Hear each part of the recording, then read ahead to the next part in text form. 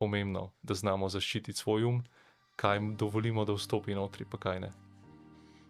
In kako ti veš, kdaj je nekaj koristno in dovoliš, da vstopi v tvoj in kako veš, da tega pa ne sprejemam? Ja, zdaj, osnova je to tisto, na kar se čustveno odzovemo, recimo tisto bo šlo v našo podzavest.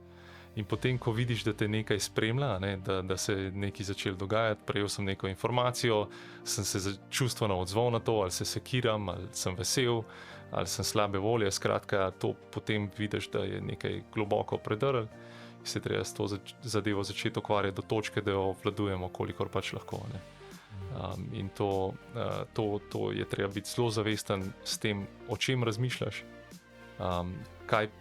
koliko pustiš svojim mislim, da pač zaplavajo do ene točke, in to je to. Ne. Skratka, treba se zelo dobro opazovati, o čem razmišljamo, a ne, kako smo naravnani, ali pozitivno ali negativno,